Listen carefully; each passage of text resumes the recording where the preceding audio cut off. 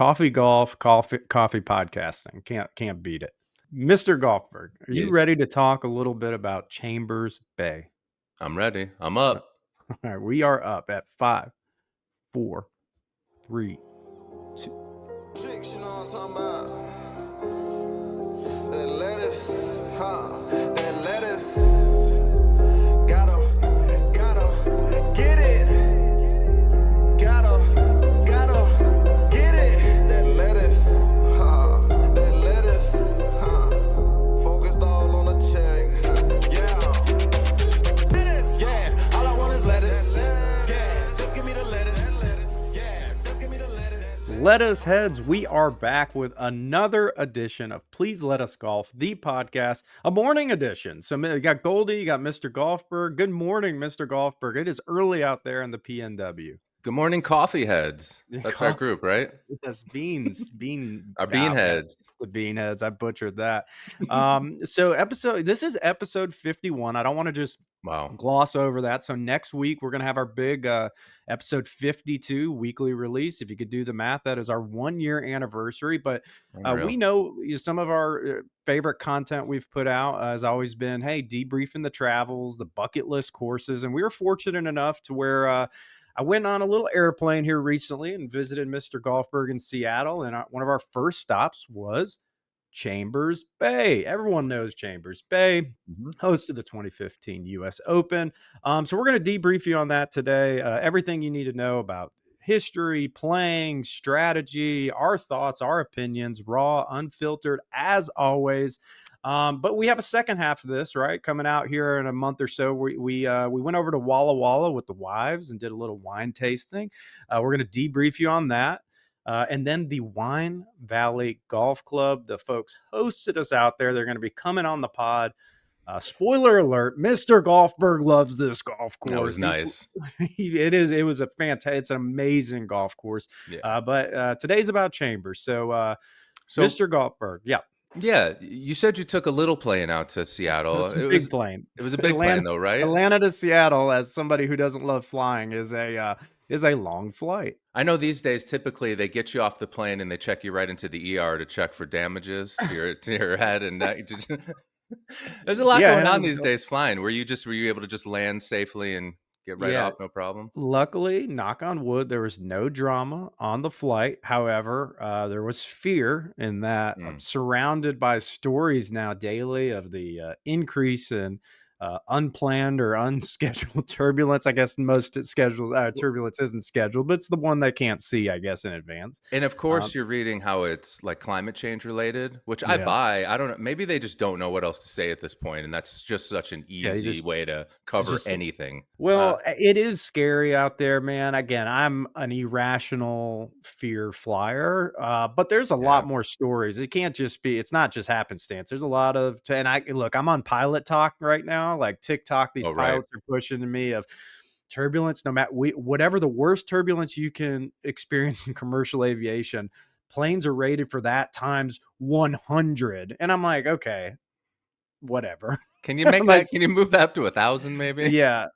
But there's something about these pilots, man. They're so confident and they're like our best Americans. There's just that face. Well, let me ask you this question though about it too: of what's the deal with people? I mean, maybe you're one of these. We've never talked about it. What's the deal with people flying like without their seatbelts on? Is it that uncomfortable to have your seatbelt on in the chair? I've never even noticed my seatbelt's on. And that's what's happening. That turbulence. No one had their fucking seatbelts on, and everyone hit the ceiling. But before climate change, that stuff was not happening. I think the idea is like, why am I even buckling up? I'm in this metal tube 30,000 feet up. If something goes wrong, what's a seatbelt going to do? But now we're learning you might just get thrown up to the ceiling randomly 10 minutes in. So maybe it's like the average person's so obese now that they just feel like I'll just be glued to the chair, but it actually works opposite, right? Every action has a equal opposite reaction. So, it's dangerous. Yeah, those double seatbelts. We might need them for some folks. But so anyway, so I did land safely. Yep. Spent a night up in the beautiful, beautiful Snoqualmie, right? Did I pronounce it right? Yeah. Yes, Snoqualmie Valley. had the wife out there at a little, doing a Oh, little by bit of the way, snorkeling. Yep. I never want to backtrack, but it's just funny. So you guys, it's like a 5-hour flight. Mhm. And apparently you tell me within about 2 minutes of taking off, you fall asleep. Mhm. You sort of randomly wake up at some point, like, where am I? You look at the screen, 20 minutes left, right? And you're landing. Yes. You look at your wife. She's just eyes wide open, probably hasn't slept a wink the Y entire time. Like, yeah. how does she travel with you? I don't. I don't know. So moving forward, I told her why, because I'm gonna get the window seat because I'm passing out. I'm taking my prescribed medication and I have Prescribed. my little routine, passing out at the beginning of the flight. So I'm leaning up against the window. I mean, that's because I don't get up. I'm the easy, like, I'm not gonna block an aisle, but I also don't want to be disturbed. I don't need to be asked for drinks and chips and all that. Yeah, But yeah, she said it's not fun, but I think from now on we just upgrade her to like first class and just go enjoy it. that's And the move. I'll sit in the cheap seats and just be passed out. It doesn't matter to me. That's brilliant. Um, that's a pro tip for flying with your wife, and especially if you don't like flying. So Or your yeah, but we wife. Set them up front. That's yeah, that's a good clip. So yeah, so anyways, we Yeah. had the wives doing some spying, and while Mr. Golfberg and I, we had to get up super early the next morning though, because we had to make it to Chambers Bay because it's about an hour south of where you live, or just Hmm. east of the city. I guess it's technically, is that Tacoma area? I mean, it's University Tacoma. Place, but it's Tacoma. Yeah. It kind of has a vibe of like driving in a little bit of Bandon. Like you get into these kind of rural small towns with a lot of like lumber, kind of old small buildings, ships out there. Yep. So it's kind of a cool vibe. But then you pull up to this property, um, pretty unassuming. I know we're gonna deep dive the reveal and everything from there, but you pull up this little parking lot. There's a small pro shop. Again, I think unassuming is probably the right word. But before we get into the reveal, Mr. Mm. Golfberg, I think you wanted to walk us through a little bit of the history and some behind the scenes building of Chambers Bay because it's got a unique Yeah. backstory. Man, teasing the reveal. Yeah, I hear got that oh, because it is oh, good. that's a great one. Yeah, no, for sure. Just a quick little history lesson. I'm not going to go at 'em on us, but just a few things that stood out to me that were interesting. So, the story of Chambers Space starts with something called the Donation Land Claim Act of 1850. Have you heard of this? I have not. I miss our government just being proactive and just being visionaries. It's kind of interesting. They're sitting there in Washington D.C. or wherever in Virginia and going, "We got all this land out in the PNW, and we can't get people to get out there." So they offer to attract settlers to the Pacific Northwest. They're giving away free land to those willing to live on it and farm it for at least 4 years. And married couples could get 640 acres. So a gentleman out east by the name of Thomas W. Chambers grabs his wife and says, "Hey, let's jump on that." So they settle out, near Chambers Bay. It wasn't exactly on the site there, but he was a bit of an entrepreneur, and that's kind of where the name comes from. This guy Thomas Chambers, who on a Did whim not know that. decided, "Hey, let's go grab a bunch of acres," kind of like that movie Far Away with Tom Cruise. Remember that? Mm-hmm. Um, but also interesting to hear that the impact of the Donation Land Claim Act of 1850 was around 7,000 settlers acquired more than 2.5 million acres, displacing indigenous tribes and accelerating white settlement. Well, you, You yeah, know, with every great story, we always have to be the Debbie Downers and just realize that the yeah, this we land was settled displaced and people. resettled and settled and resettled and settled and resettled again. But anyway, just kind of interesting. So that's where the name came from. But basically, for hundreds of years, this land was used to mine sand, gravel, and what they call glacial aggregate. So Mm. 17,000 years ago in the Ice Age, this stuff settled. It's a lot of climate change talk and glaciers going on tonight. It's just interesting. This was like Yeah. really, really, really valuable dirt. It was like the way it kind of formed and rounded so it could like mix really well with cement. And apparently it was just primo stuff. Apparently the whole Seattle skyline was basically built from the land or from the dirt they got under the Chambers Bay golf course, Oh, which is wow. which is pretty neat. So, but like tens of millions of tons of rock they stripped away. So this land looked bad. It was scarred. They kind of talked about it like an industrial scar. But Pierce County is looking at it and go, all right, this is kind of like the last piece of land, near water. They had their eye on it. Maybe we can buy it. The mining operation is winding down. So they put together a deal and buy like 1,000 acres or whatever. And they didn't really know what to do with it. But there's this guy, this dreamer, this visionary, and he's the guy I wanted to call out. His name is John Ladenburg. He was a Pierce County executive, like in the early 2000s. And his dream was to bring a world-class golf course to the Pacific Northwest. That was the whole point. He's looking around. He's like, you've got all these, major courses in the Northeast area. Obviously, California's done it. But you look around the Pacific Northwest and there's no attraction, no way to draw like world-class golfers out there. So he comes up with this idea and you're thinking, man, this guy must be like a golf sicko, right? Like clearly he's been golfing his whole life. Yeah. Not really.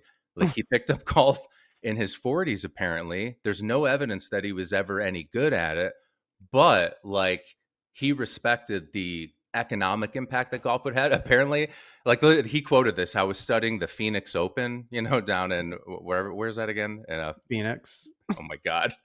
It's early. Holy shit. Clip that. He's just like, holy shit, the amount of money that these tournaments can bring in. Yeah. And they're like, well, we can build little municipal courses. He's like, forget that. Like, I want something that could actually bring a US Open in. So he puts together a budget. He decides, it was his decision to work with Robert Trent Jones Jr., which we'll get into, or Senior, which we'll get into. He made some other critical decisions during the construction of the course that I'll bring up as we kind of get along here. But just, if it was not easy for him to do this, and he just, he's making deals and, not in the room where it happened, wish I was, but just, No. and to think like this is it's a county that kind of has this idea and was able to put together like $20 million in construction funding from, bonds. And it's just interesting to think about these amazing golf courses, like who owns it? Why is it there? Yeah.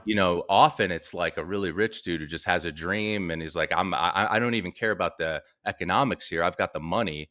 Right. I'm going to do this. Aaron Hills. Right. Yeah. Absolutely. Yeah. But for whatever reason, this was a public funded course that came together and built a world-class destination where the goal was the US Open. And within 1 year of opening, they got the USAM. Then 5 years later, got the US Open. So it really was a success. The course technically loses money, but like apparently the year the US Open was there, it brought in like 135 million in value just to the area. I mean, Pierce County has not exploded, but there's a lot of development that's happened there because of this course. Right. The amount of out-of-state golfers like doubled. It's just kind of a positive story from government kind of doing its thing. So yeah, it's interesting. We do cover predominantly public golf. Occasionally we dip into private golf, but public golf even takes multiple faces too. So this is a municipal. This is a muni. Now it might not be your local muni, but that's like what you laid out there. This was a basically a public-private partnership in a way, but mainly publicly funded. And it sits there too. We've I think if now, but I'm assuming if you listen to this, Chambers Bay sits on water, but you got the Puget Sound right there. And that kind of goes into, let's talk about a little bit about the reveal of, so it is a muni. So I want to say this about the property right up front. I got some cheat sheet notes in case I forget anything that I wanted to bring up, but I did want to talk about the property. I just did an Aaron Hills comp when you talked about like a very wealthy person that just carved this out. Where this isn't that case. This is a muni. But when you go to like Aaron Hills or Whistling Straits or some of those types of properties, they are public, but they have this very high-end infrastructure or a vibe that it's like it's designed for you to stay there for a day or two and have this very elite 5-star type of experience. Chambers Bay is really not that. It's really like a golf course. I mean, that there's no frills. There's no clubhouse where you want to take a picture with. There's not some kind of fancy infrastructure. And there's a pro and con to that. I do think on one hand, that kind of makes it more of like a regional golf course as opposed to a national stay and play golf course. Cause I was going to get into that later too, of there's not that much elite public golf to like package a trip around. So you really got to be committed to either going to Chambers Bay and playing it a couple times or understanding you're going to have to probably travel a few hours to go check off, you got to go, 6 hours south to Bandon, 3 hours south to Walla Walla, or Yeah. east to Walla Walla, 3 hours east to the what's the other famous one in Washington now? Gamble Yeah, Sands. Now they got right. their That's second north, course, but a little northeast. But while it is unassuming, right? You go around the clubhouse and you don't even realize, all of a sudden, boom, you're elevated. I don't know, you're 100, Mhm. 120 feet up there. Kind of almost feels like you're on a dune cliffside. You're on this back porch and you just see the whole Puget Sound. And it is very much like, it's almost looks like 18 at Pebble Beach, because of how you kind of see some land coming in on both sides there, but you see just this kind of calm body of water. The difference is you're so elevated, you can see like 360 views for days, as opposed to just being at ground level or sea level. For sure, and if you take a flight from somewhere and you get in the car and then you just drive there and you're not familiar with the Pacific Northwest, you probably you look over, you get the review, and you're like, holy shit! I mean, the course is amazing, but you're like, let's go. Maybe nothing feels out of place. To me, having lived here a while, when I see that reveal now, I'm like, what the fuck is this? Like, Yeah. it feels like, how did this course get here? I mean, Mhm. just like you think of typical golf in Washington, these are Sahali, any of the places people are familiar with, these tree lined courses where it's just massive hills, but like blind shots everywhere. And you literally just have to deal with one of the densest forests we have in the state of Washington. And Chambers Bay is this links course on the water with one tree. You're just like, what is this place? It feels like it was just placed there, and it kind of was. So, and we love reveals. We talk about, like, every golf course, we seem to talk about the reveal as like Hmm. as a key part. And we had Brian Schneider on the pod, and he said, as a course designer architect, it's like writing a song. There's kind of crescendo peaks and valleys of how he routes a golf course to deliver these moments. Well, I guess the difference here, kind of similar to Sheep Ranch, like, you kind of just get hit in the face when you get the reveal, but you see the water pretty much the entire round, right? Like, you Yeah. do have sand dunes where you might get obscured, but how the property works is that you start pretty much at the bottom of the property, and then you loop around and you go way up top, and then you get that full expansive view down, and then you circle back through it and then back to the bottom. And there's pros and cons to that. Like, definitely as a traveler, you come in and you're like you said, like, let's go, let's fucking go. This looks incredible. That, like, just the, not only you just, not just because you're looking at water, but um there's the routing of the property looks, while it's expansive, it's like quaint because there's no trees. Like you said, there's Hmm. a tree we'll get into. But there, you see the entire property, and it's just so cool to me as a golfer, of like seeing what you're going to get into. Now, again, there's also times where hiding some of that reveal is cool too, and fourth hole, you crest over a hill and you're like, oh, this is amazing. But look, different strokes, different folks. This was incredible too, of just one of the cooler, like, it felt like a weird combination of Sheep Ranch and Pebble Beach for me. Like, Sheep, where you see it the whole time, and Pebble, where there's just this quaintness of how it's framed.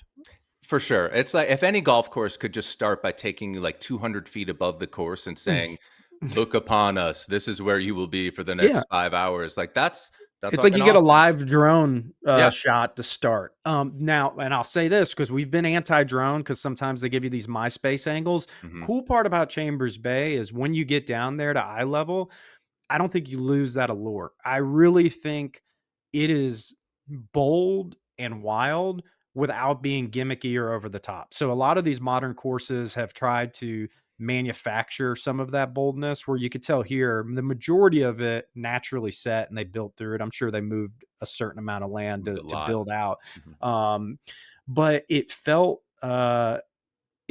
natural enough, but the more important part is it wasn't gimmicky at all. Like, we played it. We're gonna go through all 18 holes, but we played the front nine in a pretty breezy conditions, and the back nine tamed down. And Yeah. I could see where it was clearly a lot harder on the front nine, blowing 15, than when it's 5 to 10. But it was still very playable, I think, for pretty much any skill level. For sure, but that's a Robert Trent Jones thing, and Yeah. we played a number of his courses, and he's an absolute stud and a pro at doing. And I was kind of thinking too, if you have a county who's taking a shot at doing a publicly funded golf course, but you're not just going for a municipal, you're trying to do something like a world class, like you almost have to pick Robert Trent Jones. Yep. It's Um, so it really seems like it fits the bill for a wide range of golfers is when him and Junior do work. So I go back to you know the overall aesthetic kind of, if I had to just nail it down, it does feel almost like Aaron Hills meets Bandon Dunes for me. In terms of the golf course, it has that fescue and kind of rolling hill vibe that you see at Aaron Hills. It's just a much more playable and subdued version of it, because they do have some elevated greens here, but not at the frequency or kind of like I don't know, dramatic scale of Aaron Hills. And then it has just this Bandon Dunes aesthetic to where the OG Bandon Dunes, the actual, the flag sitting behind me, it is pretty open off the tee.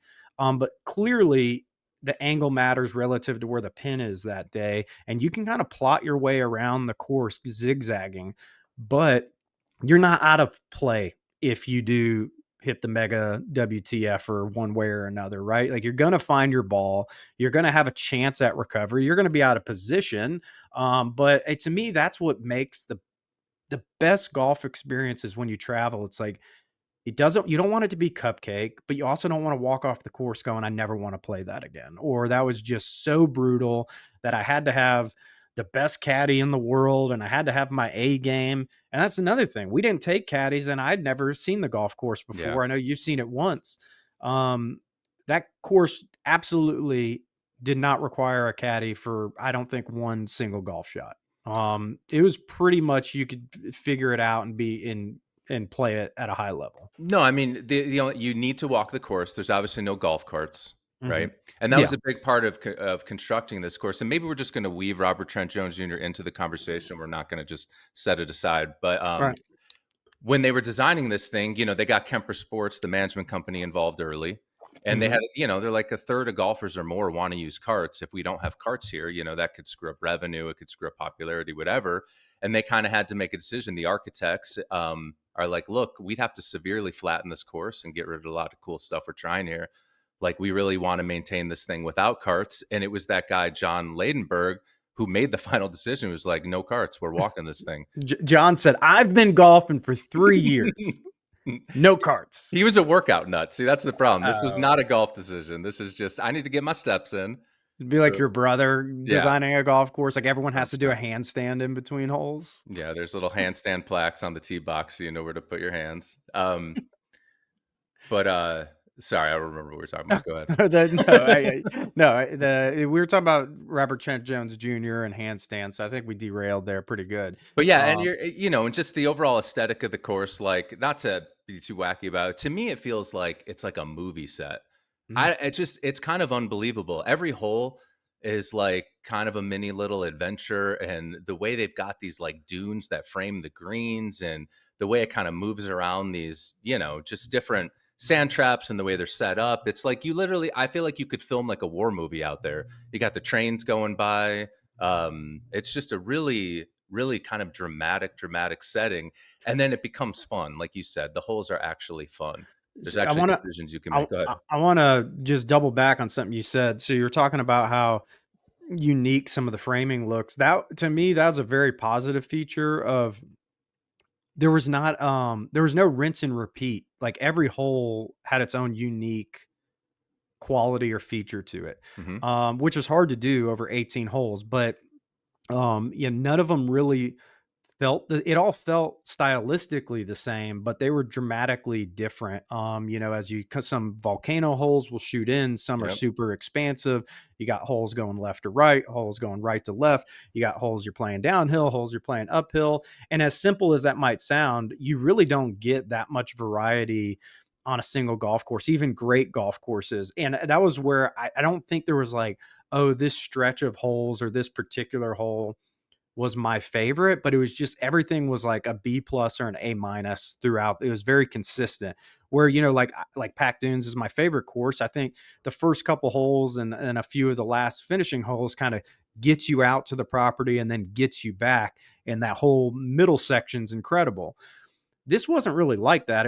This was just routing you how John thought, Mr. Ladenburg thought you, or Ladenburg thought you should play it.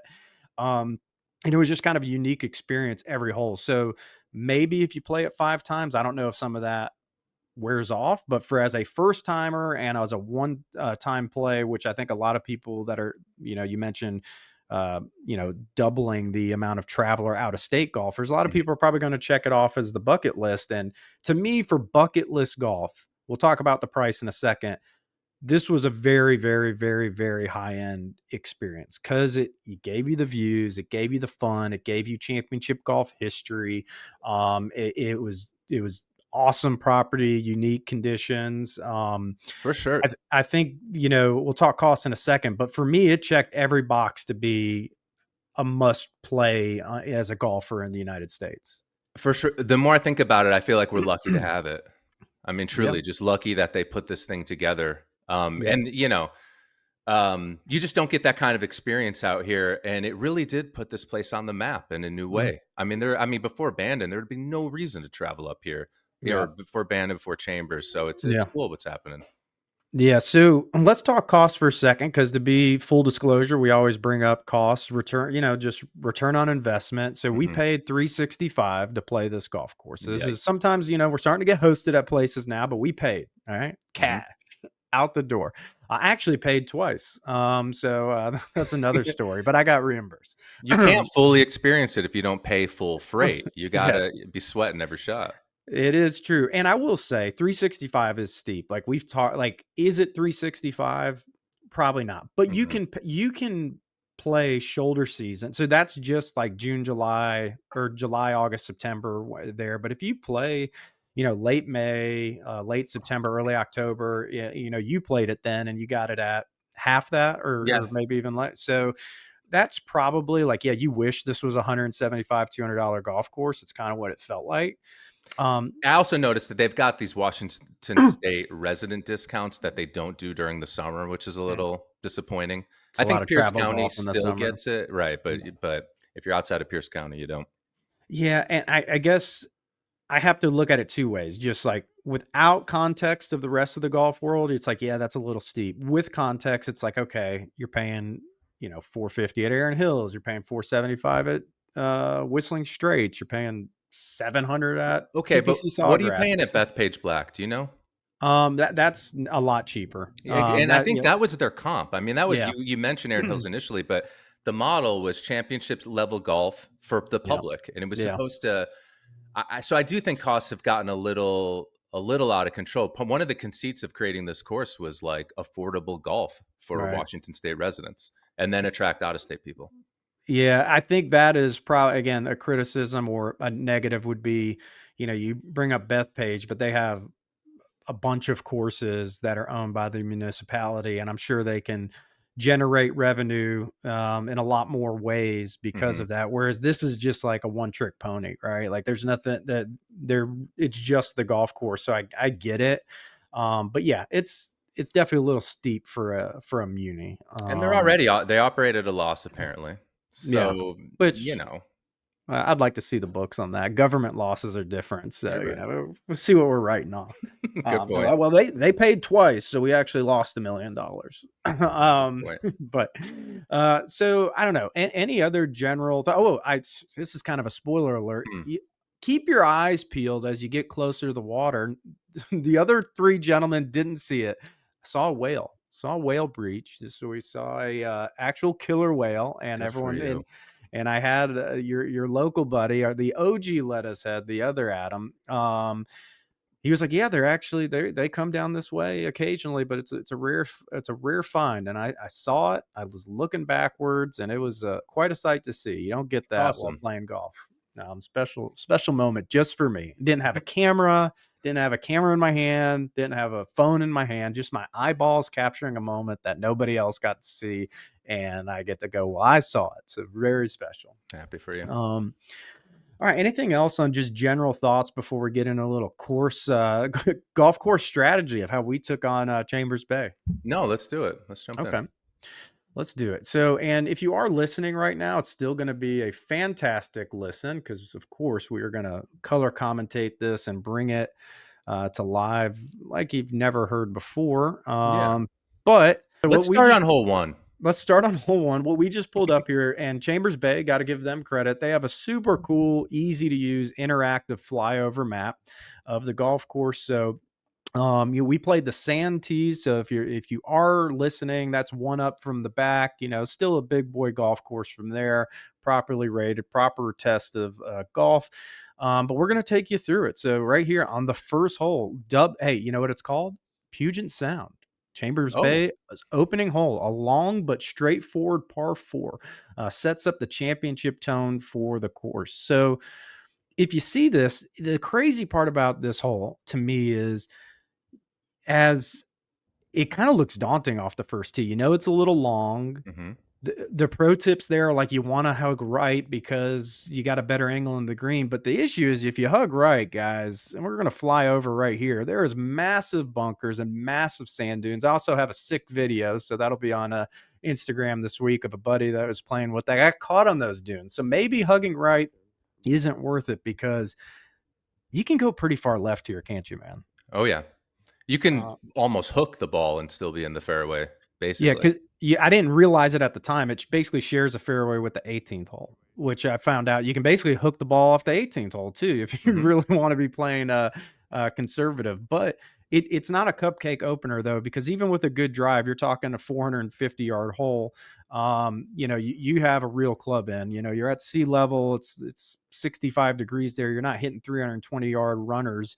It plays slightly almost back up to the hmm green. So I mean probably had you probably got a 9 iron to 6 iron in your hands, depending on how far you hit the ball. So, Yeah, no, um, for sure. And by the way, if you ever get on a tee box and you're like, why is this tee box like slanted? Like, can't they at least just give me a flat lie to start? Apparently that's intentional.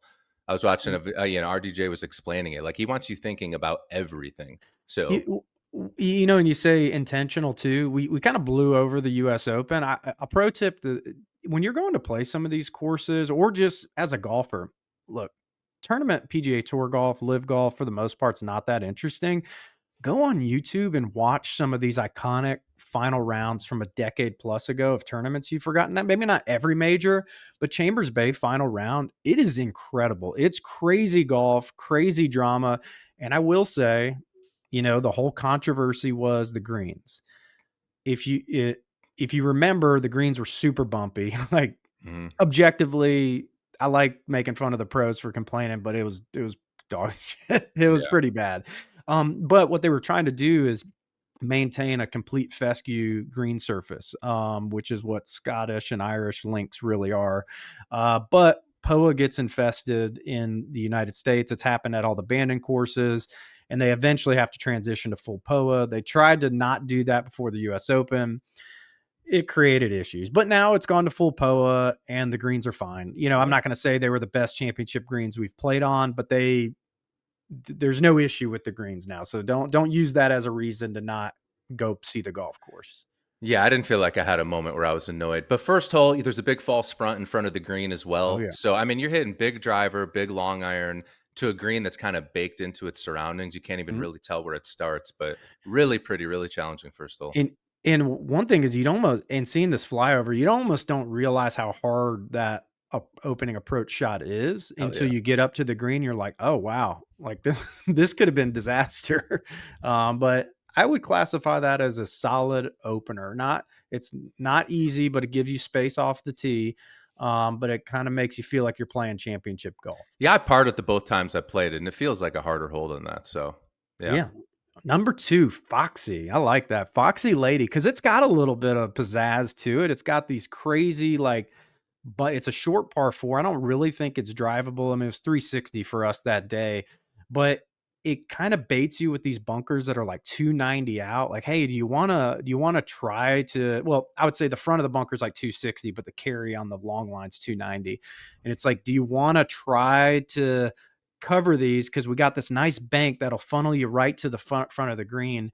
I'll say, if I had to go from a design question here, it seemed like like extremely unnecessary. Like you don't like, why would you do it? Because me No. and you, like Yeah. you could fan it out here to the right pretty far short of the bunkers, and you got a gap wedge or pitching wedge into the green. Look at all that terror on the left. Like, there's just Yeah. no sense in taking it on. Yeah, and it's like, yeah, look at if you're listening, your landing spot for a driver's pretty small there. So that's the part I don't really understand. And you can, and even though there is this fescue on the right, I'm telling you how the tee box sets up, you got about 60, 70 yards to play with right, and you got about 10 yards to play with left. So, but really cool. This is one where you feel like you got a scoring club in your hand, Mhm. but it's got a pretty severe 2-tier green. We had it on the back tier, and I mean, maybe on the front tier, it's a little bit of more of a cupcake hole, but that back tier with wind coming in, it was very hard to get anything at or near that flag. Yeah, and the only fun element though is that if you can kind of get to pin high to that back pin, there's a big ridge off the right that'll kind of funnel the ball left back onto the green, which Yeah. you did that day. I've done once before. So I that's a did, rock. but I did, but I was like a yard short of catching the back tier. It would be cool if you can get it all the way back there and then do it, but I still was well below the hole. But yeah, that's the way to get it there. It's a Robert Trent Jones trademark. If you can control your distance, you're going to get rewarded, even if you're a little bit off of your where you're aiming. And you just on that green, don't have to go back to it. But like it's tiered, but in the front and the back, there's a little bit of area to the left or right. So just anyway, control your distance, and you might have a shot there. Heck yeah. So hole number 3, blown out. And even doing this flyover, guys, this property is It's incredible. sick. It's so amazing. And this is If I we could mean, just chop that tree down, yeah, that we're gonna get to that tree. I was not on your side until I was physically on property, but we're gonna get to takes on the famous tree.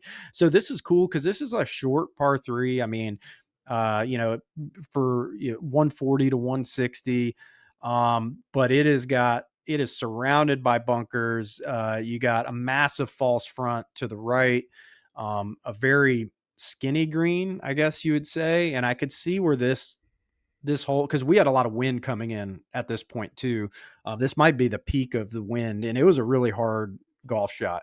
But we had, I think this is another one where it gives you bowls if you're willing to take a yeah. little bit more of a conservative line. And like you said, hitting your carry distance number, you'd be fine all day. And there's way more, that green is way bigger than you realize. There's a ton of room back left. Back, yeah. And even if you miss back there, there's a ridge. It's kind of like you can run the ball from the left to right all the way back to the front of the green. It's like there's some friendly elements to these I love the greens there. Well, it's linksy, right? Yeah. Like I wouldn't quite call this links golf because I don't think off the tee it felt overly linksy, but I do think a lot of these approach shots were because of the bowls and the mounding. Some were like, "Oh, it's fun." Adam's already been on us of, "Oh, I see all the funnel pins out there." I'm like, "Yeah, if you hit, like you said, your carry distance. If you're hole high and you use the appropriate, contour, then yeah. But if you're on the opposite side and you miss your carry distance, you're screwed." So it's like, I mean, it's fun when you can get some help. Be better. All right, so our first par 5, Hazard's Ascent. Pretty cool. I didn't even realize how cool some of the names were here, man. The only thing that makes me mad about this hole is this hole should be so fucking easy. Just hit the ball left of the bunkers. The whole right is a bunker. And while the bunkers are playable out there, they're not too hard to hit out of. It's Just also so obvious where you're not supposed to hit it on some of these holes. On 7, same thing. Like 4, aim left. You didn't. yeah. I did.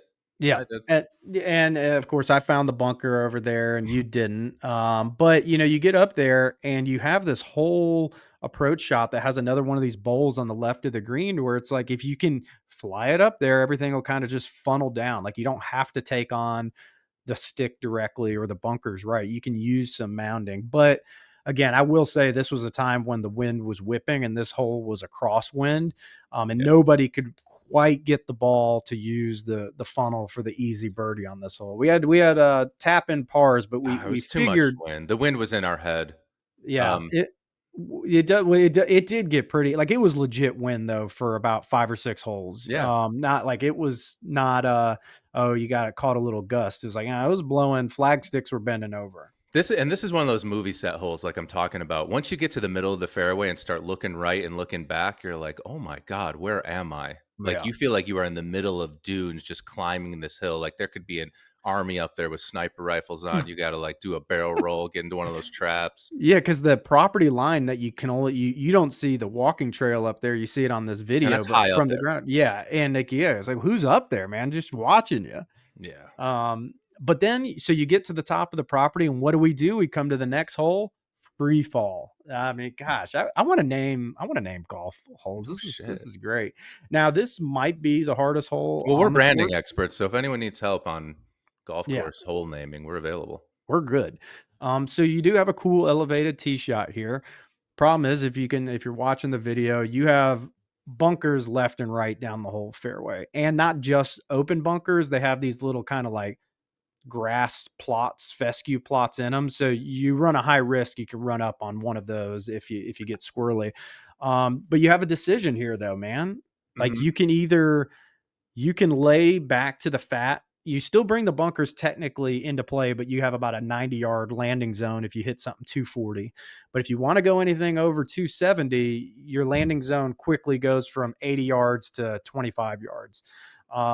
But then your or your approach shot kind of slightly plays back uphill to a small green with a death pop bunker right Yep. in the middle. So you want as short of a club as possible, but you're biting off a lot with the big dog off the tee here. I secretly kinda love the soul, actually. It's really I simple, it's right in the middle of the round, you don't think much of it, but when you're Mhm. playing it, it goes down, then back up, and that pop bunker in front is just nuts. It's It just like might a magnet.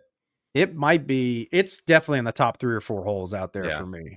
because you can go Um, past the green too and have a fun chip going back. It's just a yeah, well, but and while it is fun, that's the thing. Like this is a lot of these holes you could kind of miss it in the right places. This one there wasn't really a right place. You just had to hit the yeah. green or else it was going to be very hard. So I was in the bunkers left and the wind was coming in. I thought I flagged it, but I got plugged right here. We got a Mhm. great reel coming. The absolute worst plug of plugs I've had in a long time. But that's the risk, right? Like, you really can't go left or right here. There's false fronts on both sides, and then behind, then you're chipping back down the slope. So yeah, but great. It's kind of unassuming, but really good golf hole. So next hole, Deception Point. Ooh, we Yeah, like Deception another Point. movie set hole. Yeah, this one might have the coolest approach shot. Mhm. It's again, T-ball. You hit less than driver to about. You can neck it to get about 150 to 130 out. Can't do more than that because then you bring in the fescue dunes. But you hit like this kind of. It looks like a volcano hole from like 11 at Sheep Ranch. You just kind of hit right back up into this framed green. There's a deep bunker left. It's an elevated green, a bunker short right, and there's all these helping slopes on it, but you just know you got one job. You just got to hit the green, and you got a Mhm. short enough club to where you got enough space. But man, it's a very cool golf shot. I mean, that those two holes back to back might be the best two holes on the property, It is actually. cool. But you pull out your decade book, you gotta hit the green, but also maybe aim a little right and err on Yes, the side of being a little short if you yes. have to. I mean, that's how you gotta think about this course. Decade would Se definitely. 7 is nuts, another par 4 where there's an insane amount of trouble on the right, and it's a bite off as much as you're willing to chew kinda hole with the driver. You can go way Mhm. out left and then have a million yards in to a very elevated green, or you can do what we did, cut off a ton and have more like a 8 or a 9 iron, and But simplify the hole a bit. don't you like that though? Like to me, I know most golf courses don't have enough property space, but to me, that is what makes engaging golf. Like you can play this conservatively. Like you can eliminate any chance. You can go 100 yards left, but then you're going to have 225 in. Yeah. Like you said, but the closer you bring those bunkers on the right, actually, I think I know you said 8 or 9. I mean, I blocked it a little, to be honest, but I got to the point, I think I had like a full gap wedge in, but Oh, then, buddy over on the left had a 5 iron in. So it's like, where do you want to assume the risk? But a tough approach shot though. Anytime you're hitting to a elevated that was one of the few blind approach shots where you kind of just saw the top of the flag, and it wasn't an extreme green, but it's always hard to get anything like close or near a pin there. this is also a tough stretch of holes. It just depends how you're playing. You kind of stay away from the traps, those 4 holes in a row, and you might have a chance of getting out around par or one over or something. Yep. But in eight doesn't let up. Um, Very yes. narrow. So 8 goes into, you go back to the top of the property. It's a par 5. Aaron said, Mr. Golfberg said, Mhm. broke the fourth wall, docs you. But it does have this massive property wall on the left. The problem is you might bounce off of it and go right in the middle of the fairway, but it's thick enough grass to where you could also just get caught on it and you're screwed.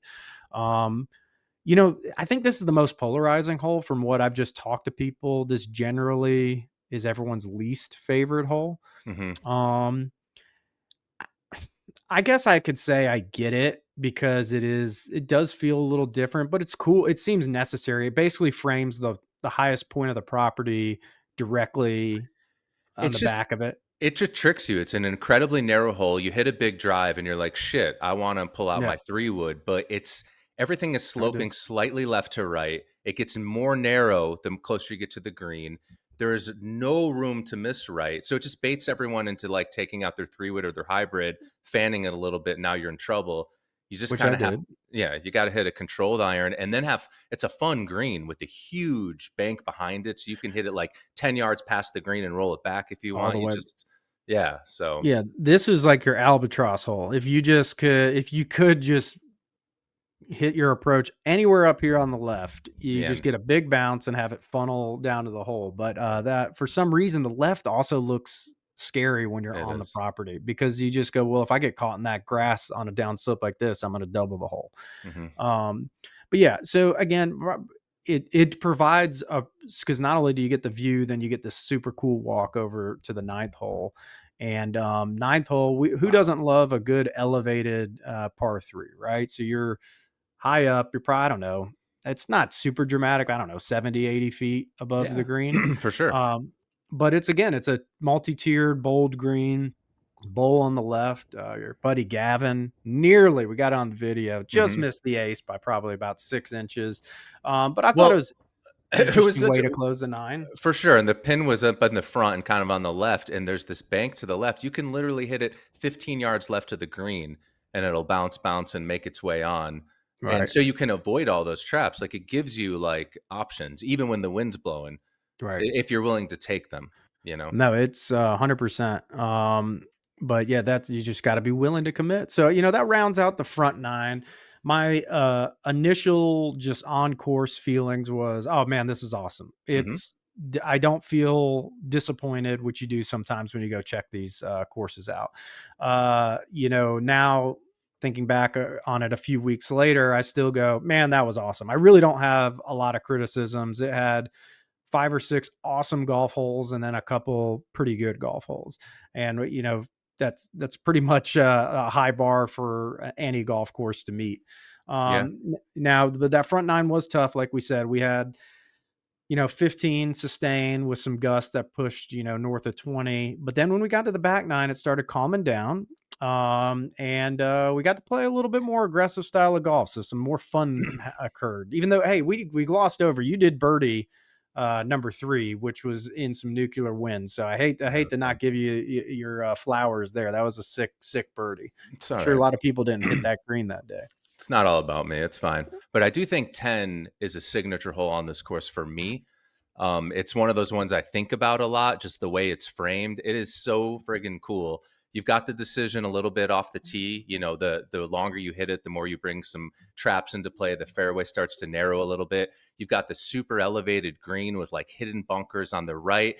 And I must have known there's a back bunker left, but in my head, I'm like, it feels like there's going to be one back there. And then there is.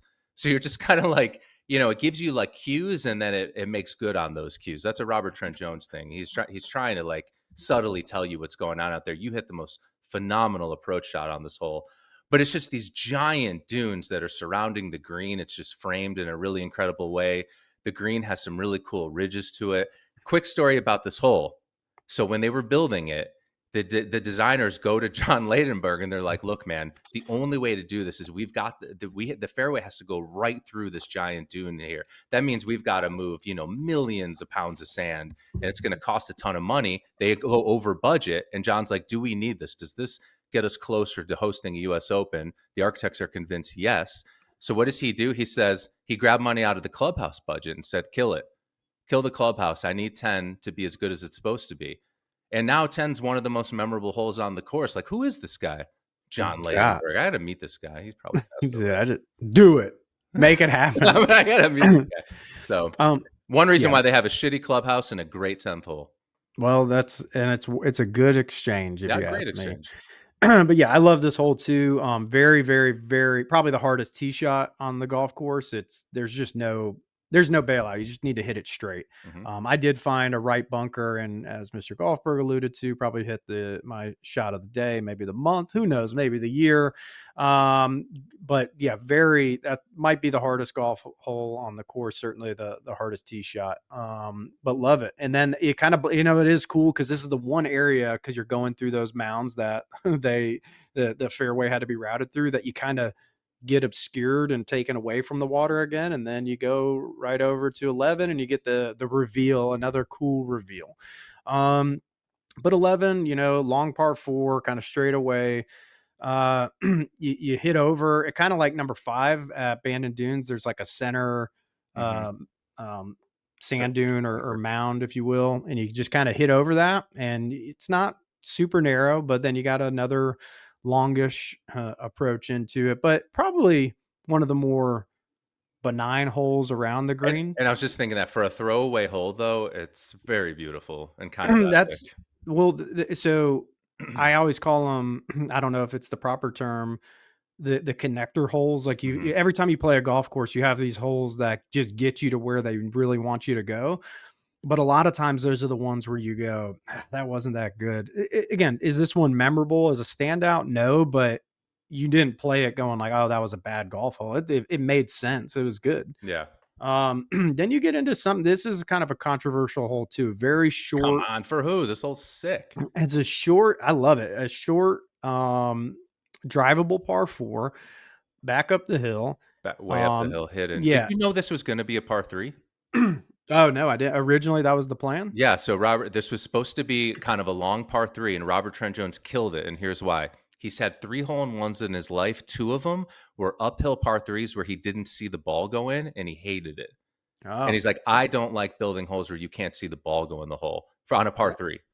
That's actually a fantastic way of going about it, because who does? That's stupid. Yeah. But then on the flip side, if it's a par 4 and it's an albatross, you have that anxiety coming up of like, I wonder how close it is. And then you go up there and it's not there and it's in the hole. That's got to be, I could see mentally, you got to see the hole in one. But albatross, it's acceptable to not see it go in. In this whole, like, sure, you're a good player. Oh, 260, 280. I'm just going to bomb something. You have to think. I mean, the lines are crazy. It's a giant bowl green. And it's uphill. There's traps. There's a lot going on. Yeah. But once again, I hit a good tee shot. You pulled it a little and caught that bunker that should have been death. Yep. But almost hold it out. So again, another cool little teaser, another amazing video captured by the Please Let Us Golf crew. Spun it back off a hill, 25 feet, just burnt the edge, had a nice tap in birdie. So you got to birdie the 12. You got to birdie 12. Or you could 3-putt par it. Somebody, or you got to do that. 3-putt par it. So that brings us to Eagle Eye, kind of the last time you get near the top of the property, or at least a higher point of the property. Par 5, another one. It's kind of a blindish tee shot, dogleg right. You just knuckle it down there, avoid the fairway bunker, and then you got another good look at a par 5. It is weird, kind of a theme though. If I had to, all these par 5s, that those 3 go up against the top of the property line, and all 3 kind of go left to right, and all 3 you got a bowl that goes left to right. So if I had to, one criticism on repetitiveness of the par 5s, they kind of all play similarly in that regard. But Yeah, fair. pretty cool hole. Again, not my favorite of them, but it You want was to, it's a birdie hole, so that's nice. yeah. But then you know what the cool part is when you get to the top of the property, you get to launch one back down, to the bottom of the property. And this is a par four Cape Fear. And I guess I get it. If you see this picture here, it That's freaks you cool. out on the left. I mean, it's just crazy waste area, sand area, all these little plots of fescue. You see that But tiny? Do you see that tiny bunker right in the middle of the fairway? mhm. I hit it, and it's only Yeah. like 200 out, so you feel like maybe it's like a 190 fly, but if you hit it a little too low, the elevations are changing. It somehow just caught that thing, and that turns that hole from a reasonable par to a double bogey. So And that's another one though that I think, you know, you run out of space with a driver unless you go pretty far right. If you go pretty far right, you can bring the fescue in. So what do? You lay back, but you lay back and you bring a pop bunker into play. So it really is a pretty good strategic golf hole in that. Hey, you just got to hit a carry number somewhere between, more than a long iron, less than a driver. mhm. But it's more visually intimidating off the tee. It's when you get up there and you're like, oh my God, I could have gone 30 yards further right and 20 yards longer and been fine. But cool hole. But Awesome green. awesome green. I did go long and chip in for birdie. It's another great capture by the The Please Please Let Us Let Us Golf. Golf camera crew. Please Let Us Golf camera crew, organically funded by us. But then you get into the hole, man. The This is hole it. that No, the home every stretch though, the the last four here, but this the is home great. stretch, but 15, you got the lone tree that everybody wants to take pictures of. Everybody wants the logo to be that. And I think it's diseased. Mr. Golfberg, when the first time he played it, he's known for having a counter opinion on things. Let's just say that. Mhm. And he says, "Hey, you know that tree everyone loves?" I said, "Yeah." He says, "It's the dumbest tree I've ever seen." And I was like, "Gee, come on, man! You gotta like, let's be real. The tree's fine." I will say this objectively: getting out there, that tree really doesn't serve a large purpose, and it's not a very pretty, striking tree in person. I'm kind of I'm kind of all in on like the tree's a little dumb. There's just a billion trees in Washington, and they left the worst one on the edge of the course. Yeah. And then they tried making logos from it. It's one of those things. If it was just gone and there's just nothing blocking the water, it'd just probably be better. Yeah. But anyway, So, but let's by the way, more importantly, this is the train tracks. this is the I mean, train. I think any golf course that has a train is fucking cool. It's just cool. There's something about trains, like the railroad. It's all grounded. It doesn't, Mhm. it feels old school in a way. And like these trains, like the first time I played it, there were literally like tanks rolling by, like on the backs. It's like we were going off to war or something. Or it'll be like just some really old school looking, industrial rusted, train cars. It's just a sick vibe, and it gets loud. I've gotten to play 15, 16, 17 with trains just constantly rolling by, and it's an experience. It's very, very cool. I was kind of sad that didn't happen when we were there. Yeah, well, we didn't get the constant trains rolling by. We did have a few trains throughout the day, so it is Yeah. it is cool. So, but the hole itself, though, it's a great to me, great. It's a very cool short par three, right? It's Mhm. another one of those. You got a scoring club in your hand, so like just hit the green, hit the Yep. bowl. But if not, you can see it's protected by pop bunkers, waste areas. You could probably have a time at it, but and maybe Robert Trent Jones Jr. gives you a chance at glory here because there's enough helping mountains to where you could get something very close on this golf hole. Yeah, for Um, sure. all right, I love a par so three looking out to the water too. yeah, That's a sheep ranch specialty. yeah, it's a very pretty, pretty setting golf hole. So now we're on to 16. Again, I didn't really realize, but 16 that's a cool 16th hole. You got a short par three, and then really you got a pretty short par four. The problem is, I guess you could hit driver and try to get ultra aggressive, and it can slope you down to the front of the green. The problem is, man, those bunkers right get super deep and below the green surface, and you got the fescue coming in left. So I think the decade play, all of us, we kind of lay up to about the 125 spot, right? And it's before the fescue comes in. And even though this green is super narrow, it gives you a chance to hit a golf shot. It is small though. Kind of has like Pac Dunes #4 vibes for me. A little less intimidating off the drive, but like that iron is, it's just little, and there's a Yeah. lot of places to miss. So, and you got trains whizzing by. It's just there's a lot going on. Well, I think for me, the hard part is I saw two approach shots kind of get eaten up and come up a little short right and find that bunker. So what do?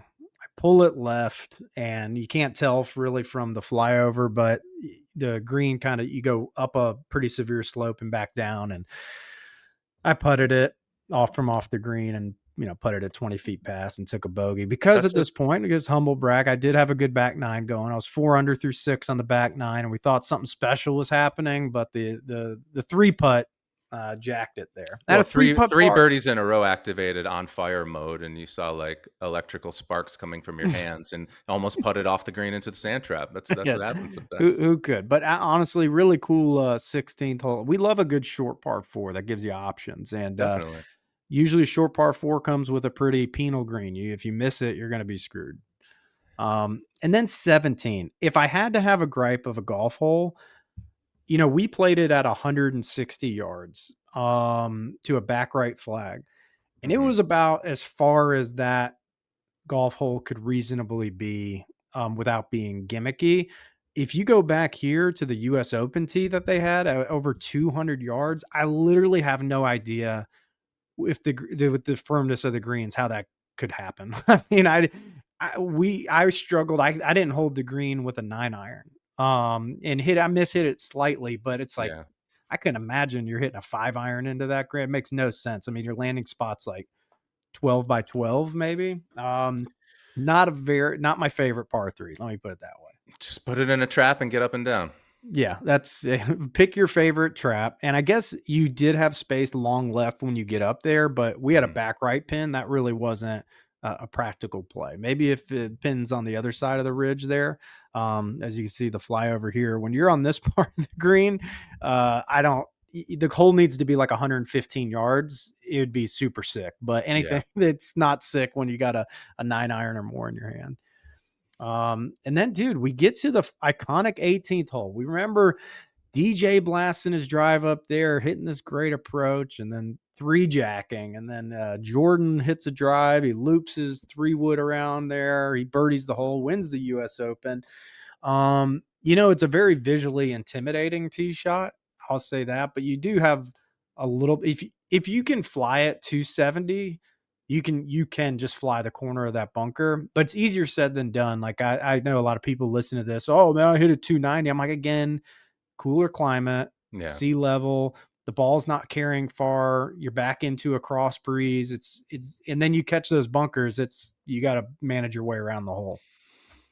For sure. Even a really, really good drive can catch the bunkers, which happened to me that day. We still Mhm. both ended up making birdie because I think this hole, it's a birdie hole. It should be. I mean, it gives you like a little wedge in, or you can sometimes get on in two. You just got to be kind of smart. And like you realized with the double fairway on one, there's a hell of a lot of room left.